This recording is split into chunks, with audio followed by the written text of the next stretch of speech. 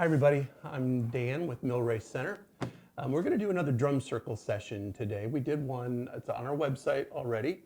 You can go back and check. That has a lot of the basics that we're going to be using each time, building off of that. So if you go to millracecenter.org, there's a tab that says online classes currently available.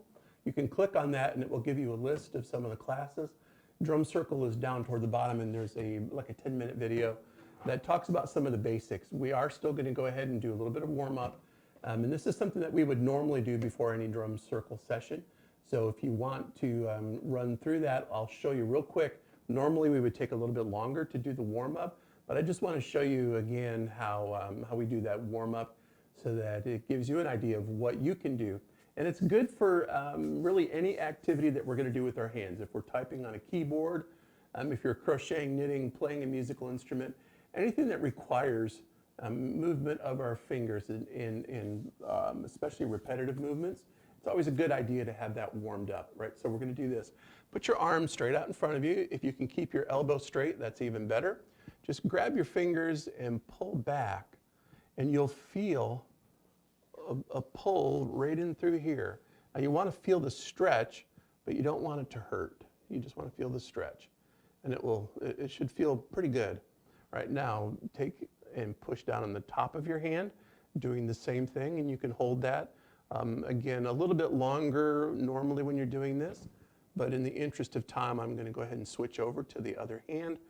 You can pull back on those fingers, feel the stretch. And then we would do the same thing. Take the top of our hand and just pull down. And it's a really good exercise to do really any time that we're going to be doing any kind of activity that's especially repetitive. All right, and then we'll just shake our hands out like that. And your hands should feel nice and warm. And then finally, we're just going to flick our fingers like we have water on them. All right, I'm just going to do that. Okay, that warms up the fingers, the hands, gets the tendons and muscles stretched out a little bit. Okay, now what we're going to be talking about today is just some of the different items around the house that you might have that you can use as a drum. Right, the drums that we normally use here at Millrace Center are drums that look like this. Okay, it's very lightweight. It looks kind of like a Tabano drum, except it is not. Right. So let me move some things out of the way here. I have some stuff that I've scrounged, but these are actually 5-gallon buckets, right? Just a regular 2 5-gallon buckets. We've drilled holes in between, fastened them together with zip tie. There's some tape, and we cover them with duct tape. This has lovely palm trees on it, right? And then this is called a rhythm lid. It's manufactured by a drum company called Remo. The family has been in the drum business for many generations. These are a really cool product. It's designed, has a system right inside the rim that fastens on a 5-gallon bucket. Right? You can use a 5-gallon bucket, except it's kind of hard to hold on to. Right? So that gave us the idea that we could put 2 of them end to end, like this, bottom to bottom, and create a nice drum. And it's just the right height so that if you're seated, you can play that drum, and it has a nice sound, right? So, I have a couple of those right here. Right, those, the Millrace, we call them 10-gallon drums. Right? Now, this is a real drum. It's a very nice sounding drum, and you can get spoiled by playing on one of these, but they're also very expensive. These are between $200 and $300 typically for a nice drum like this. And obviously, in the not-for-profit world, that's a lot of money, and so we could not have enough drums like this one to be able to do a complete drum circle, and that's why we came up with the idea of doing the 10-gallon drums, much less expensive. We can do 10 of these for the cost of one of these. So basically, this drum is tunable. It has a really nice sound. So if you do have a drum around the house that sounds like this, lucky you. But we don't have a lot of these around, so I have not spoiled myself into using this one too much. They do sound really nice, though.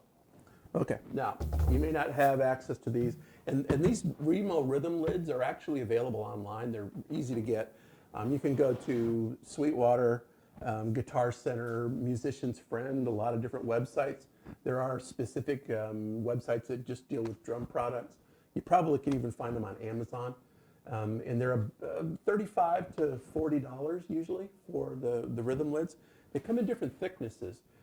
They call them bright, medium, and dark because the thickness will actually affect the pitch or the tone of the drum. The thicker head has a deeper sound. I like that. I think these are both darks. Yep. And so, well, actually, this is a medium and this is a dark, so you can hear a little bit of difference in tone. Right, so there's a difference in the sound. But if you don't have access to that, you don't necessarily need to invest that. Here is a trash can. This is a kitchen-sized trash can. So I can either hold it like this. Actually sounds good. Right? Now I'm a little bit taller, so if you're shorter, you might be comfortable just having it on the floor. No problem with that. Sounds good. I can even use a small bathroom-sized trash can like this. Not as loud, but it still works just fine. Right, so for what we're doing, any of these things would work. I'm going to go back to this drum. Right, this one is covered with palm trees and pineapples and all kinds of things, kind of a tropical theme. I actually did this one because we were running out of some of the tape and I was making an extra drum for the center. Right, so it's kind of a hodgepodge, but it sounds good. Right, I like this drum. One other thing that we actually have too, I'll show you this. This was a mint container from Sam's Club, right? You can buy the candy in the kind of the bulk containers. This was mints. We covered it with some duct tape. It actually has a nice little sound. So you can make a drum out of just about anything. We've just put the lid on it, taped it. You don't even have to do that, but hey, it makes a nice sound. Okay, the other thing that we are going to be using today is a shaker. Now, normally we have some shakers that are actually manufactured. Typically, a shaker is some kind of hollow, gourd-looking kind of thing. Egg shakers, there's some that look like eggs that have a really nice sound. The ones that we have here are fruit-shaped. There's oranges and lemons and bananas, things like that. They have some kind of pellet or BB inside, but you can use anything. I have a bottle of aspirin. Right? It's actually better if you have a round bottle because the sound will be a little bit more consistent and the rhythm, no matter how you hold it, will be the same.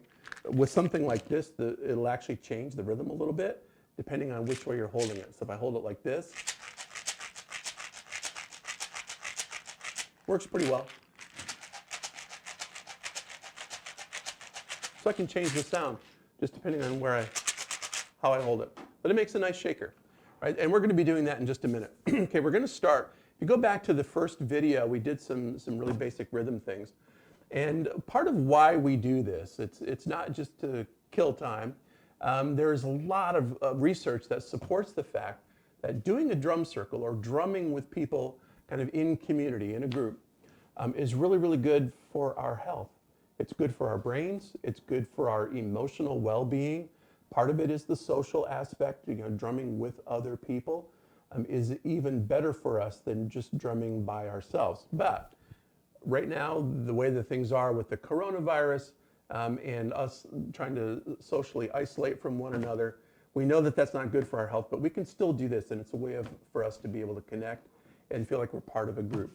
But in the real world, when we're past all of this and we can get back together, I would really encourage you to come in and join us at 1 o'clock on Mondays for our drum circle here at the center. You're always welcome. You don't have to have a drum. We have drums here. Or you can join another drum circle. There are quite a few around. Just ask around town, whatever community you live in, and you can usually find a group of people that will get together and do some community drumming. It's really good for you. There was research that was done in England that actually suggests that people who get together and drum on a regular basis for about 45 minutes at a time will get the same benefit as they would if they were on antidepressants. So in terms of mental health, there's a lot of research that supports the fact that drumming in a group can be very, very effective in maintaining our mental health, right? So beyond that, it's also fun, which is why we're doing it. Okay, one of the things that we're going to do is use language to create rhythm. You don't have to be a musician to enjoy drumming and creating music with one another, right? So what most of us understand is that language is rhythmic. Every language with every population, whatever the language, there's a rhythmic aspect to that. So we talk in a way that creates rhythm, and that's part of how we understand language. So if I use a really nonsense, simple phrase, if I say Pop-Tarts Chicken Nuggets, right, that has a rhythm and it's repeatable. So if I say Pop-Tarts Chicken Nuggets, Pop-Tarts Chicken Nuggets, it creates a rhythm. Now a musician could write that rhythm out, but we don't have to do that. We can just play what we would say, right? And if we play that together, it would sound like this. I would count 1, 2, 3, 4, because right now we're going to be using groups of rhythms that use 4 beats, what we would call a beat. 1, 2, 3, 4, 1, 2, 3, 4. And just repeat that, right? So we're going to play Pop-Tarts Chicken Nuggets. 1, 2, 3, 4. Okay, going to count and we'll play together. Here we go. 1, 2, 3, 4. Pop-Tarts Chicken Nuggets. Pop-Tarts Chicken Nuggets. Pop-Tarts. Pop-Tarts Chicken Nuggets.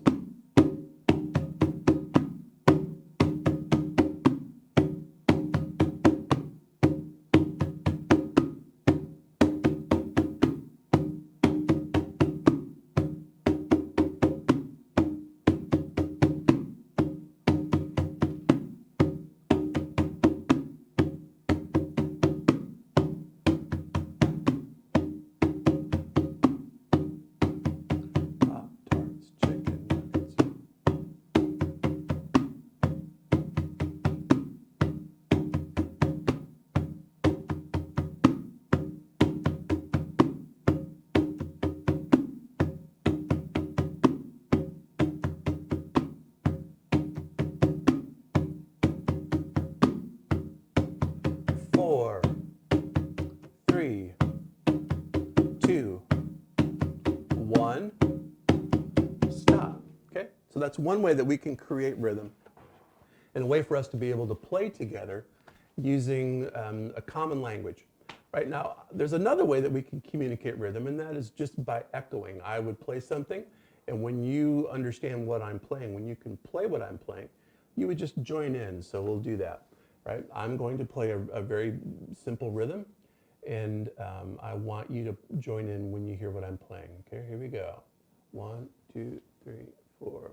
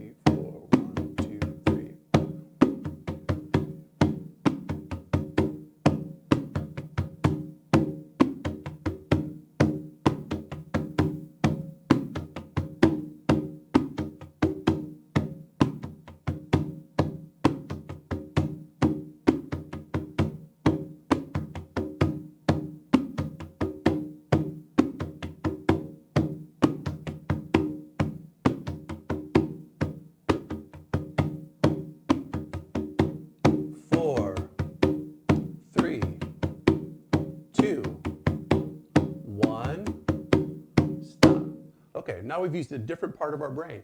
The first time we were using the language portion of our brain to create rhythm. Right now we just lit up a different part of the brain.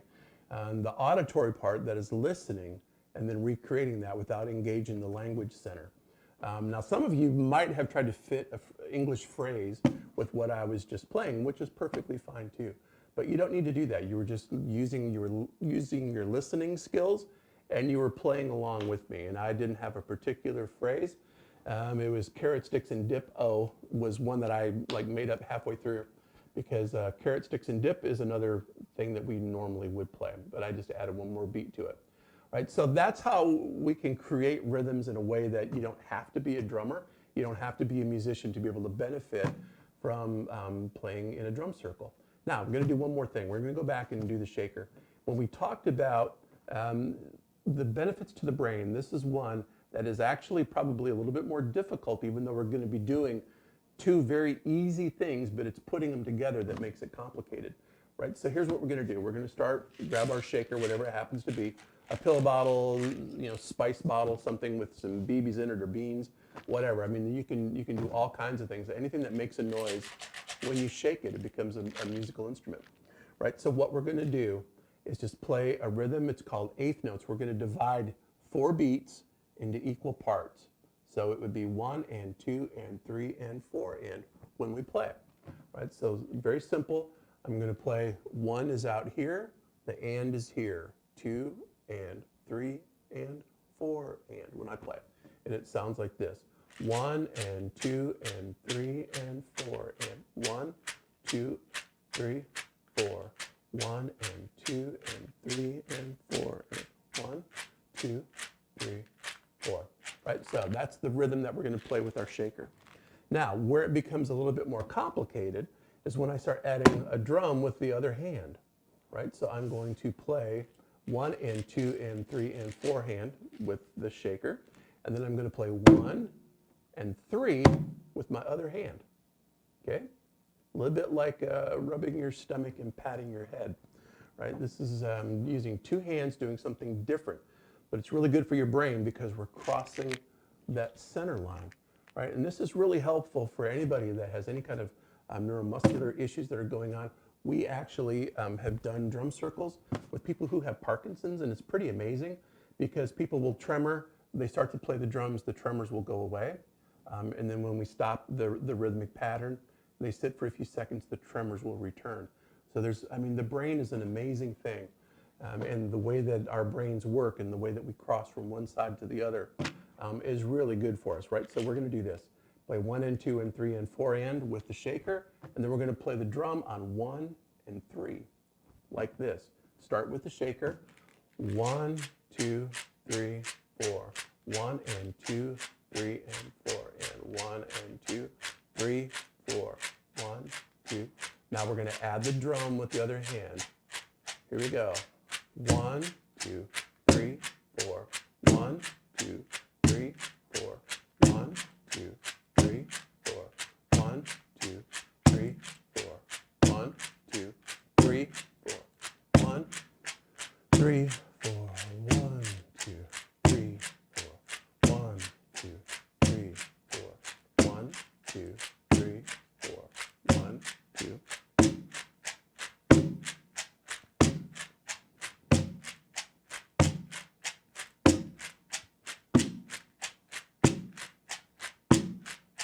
4, 3, 2, 1, stop.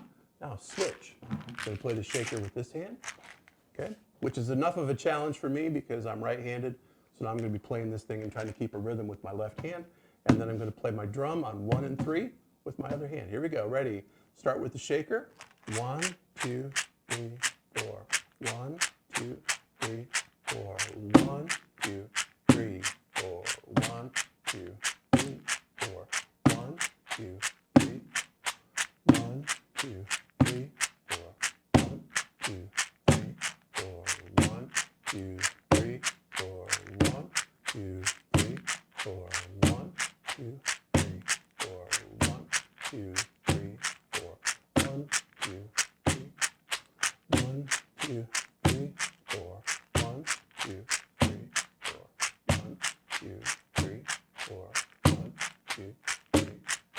1, 2, 3, 4.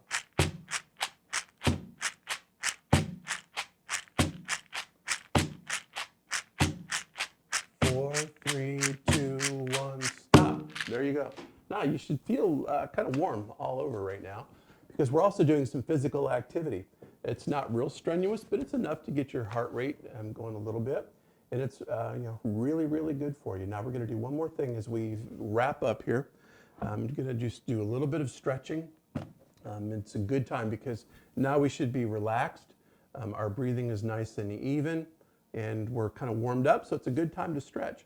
We're going to start by just letting our head fall forward like that. And this should feel really good. If you've ever sat at a desk for any length of time, you know how you can get tension in your shoulders. Okay. Head back up. Chin to the right. Chin to the left.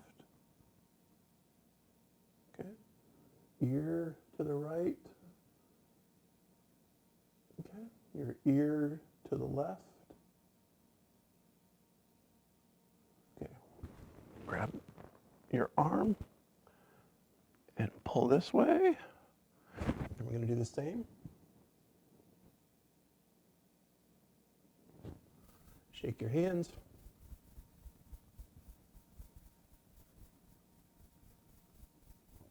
Okay, fantastic job. Now, the rhythm wasn't perfect and it doesn't have to be. That's not the point. We're not creating fine art here. What we're doing is we're engaging our brain in ways that we normally wouldn't.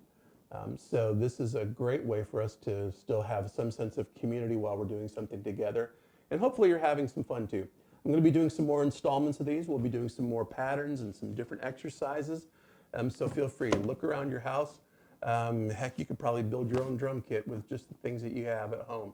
A 5-gallon bucket with a lid on it is great. Paint cans, trash cans, I mean, all kinds of things can be used as rhythm instruments. We all did it when we were little kids. We picked up bowls and we hit them with spoons.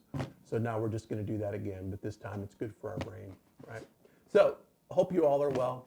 We'll be doing this again in a couple more days. So be watching on millracecenter.org for more videos, not just drum videos, but we're putting up some classes. Some friends of ours are coming in and trying to stay out of each other's way. We're doing the whole social isolation, social distancing while we're here. We're cleaning up after each other when we do that. Lots of hand sanitizers, lots of Clorox wipes being used. But we feel that it's really important that we continue to produce some of the content that we can put online so that folks can still stay connected. Thank you for tuning in, and be sure to look at millracecenter.org for some more videos that are going to be posted throughout the next couple of weeks. Right? Take care, everybody. Be well.